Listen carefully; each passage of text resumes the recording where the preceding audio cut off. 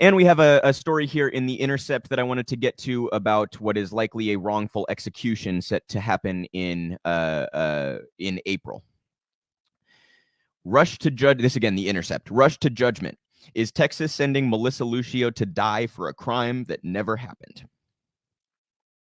By Liliana Segura and Jordan Smith. Dr. Thomas Young is adamant Melissa Lucio should not be put to death. Quote, this would be a horrible, horrible tragedy if she ends up getting executed over this, he said. It's just not right. Young is a veteran forensic pathologist and the former chief medical examiner in Kansas City, Missouri. For years, he has sounded the alarm about forensic science practices that lead to wrongful convictions with a focus on faulty inferences in death investigations. He said that's exactly what happened in Lucio's case. Lucio has been in Texas on Texas's death row since 2008 for killing her 2-year-old daughter, Mariah. According to the state, Lucio repeatedly abused the toddler until she finally succumbed to her injuries. The problem, says Young, who first reviewed the case at the behest of Lucio's post-conviction attorney, is that the medical examiner who conducted Mariah's autopsy and then offered unequivocal trial testimony that blamed Lucio for her daughter's death got it wrong.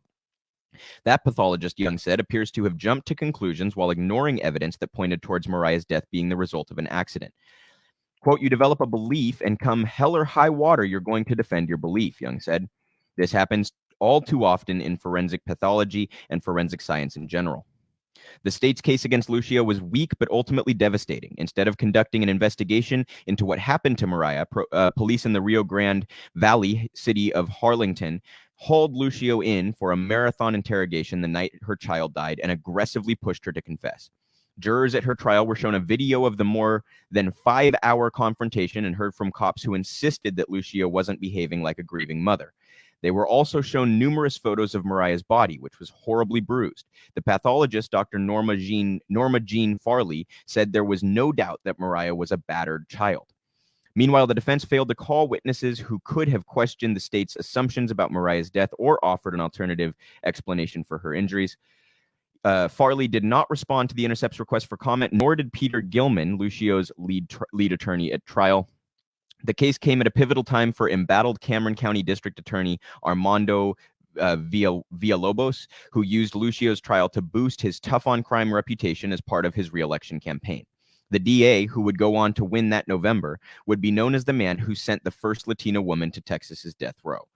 Lucio's case is an example of the kind of rush to judgment that often follows the untimely death of a child. A parent or caretaker perceived to be unfit can easily turn into a criminal suspect.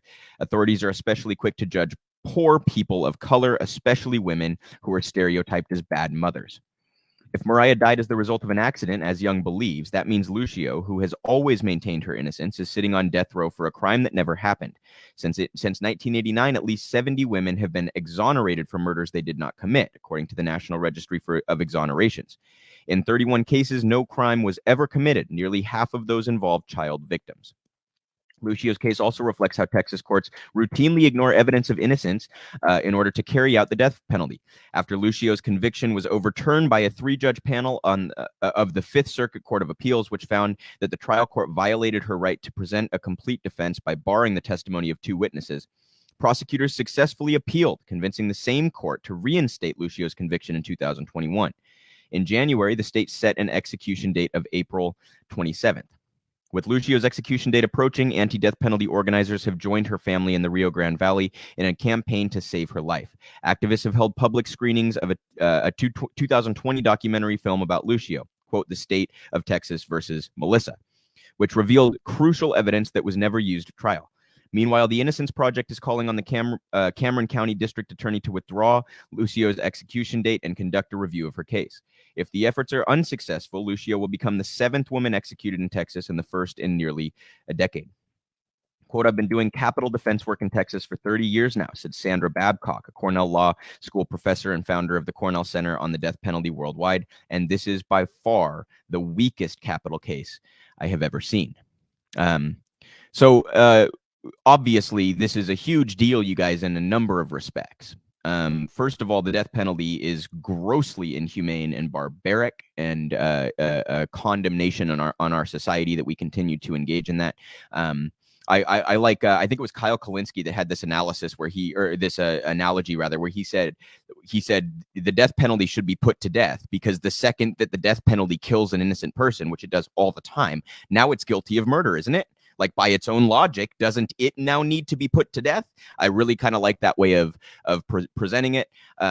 The other element here, though, you guys, is how prosecutors and police behave and how they are motivated as public officials to come to a conviction, whether or not that conviction was right, because then the public will view the DA as keeping them safe. And this ties nicely in. I put these two stories together for a reason. This ties nicely into the stuff that Alec talks about, the propaganda that is used to fearmonger about crime, disingenuously or outright deceitfully fearmonger about crime. And results in things like wrongful convictions like Lucia's.